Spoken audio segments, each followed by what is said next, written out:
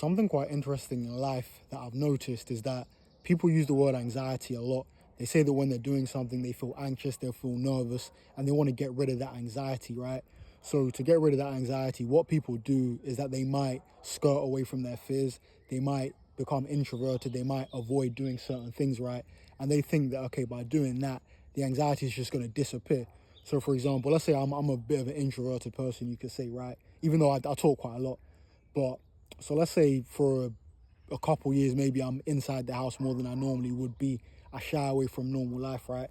What's going to happen is that you get used to that kind of comfort. So now, when you actually try and go outside again, you think that the anxiety is gone. But now what's going to happen is when you're doing normal tasks, you're actually going to feel more anxious. So for example, let's say during COVID, right? I didn't have a haircut for months, obviously because things were just shut down and that.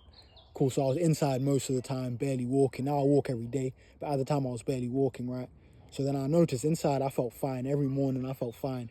But then for the first time when I went to the barbers, after maybe like, I don't know, like 3, 4 months or however long, I don't even know how long it was, right? But I went, for whatever reason, my heart's pumping really fast. I felt nervous to the barbers. And I'm just like, right, I didn't even normally feel like this before. I remember in uni as well, sometimes there'll be times where if I might not go to lectures for a few weeks, I'll just do the revision myself or whatever. Then I go to a lecture as I'm walking in and there's so many people there, I start feeling a bit nervous, my heart's pumping and I'm just like, raw. With this anxiety thing, the more that you kind of run away from things, the worse it gets and it doesn't really disappear. So oddly enough, the only way to kind of get rid of it, or things that what I've realized, you can't even get rid of it, all you can do is reduce it a bit. The easiest way to reduce it a bit is just by doing normal tasks every day to kind of normalize them. So whatever you think is difficult, whatever you're fearful of doing, by doing that every day, you're going to teach your mind and rewire yourself that, this is kind of just normal. So every single day I go into this workplace, even though I don't enjoy it, I make sure I'm showing up every day. Even though I'm dreading it, I get anxious every time. Because I'm doing it every single day, the anxiety that I've got, it goes down 0.5% maybe every single day.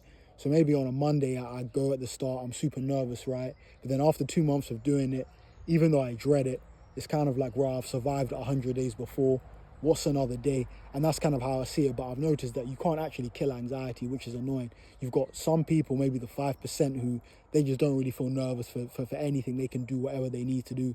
Public speaking, talking in front of crowds, talking to new people, they're fully confident. That's the 5%. But for 95% of people, that can be nerve-wracking. That anxiety, that fear that you've got is always going to be there, but it's all kind of just about experience, knowing that you've gone through these things before and just being able to get through it and dealing with the anxiety.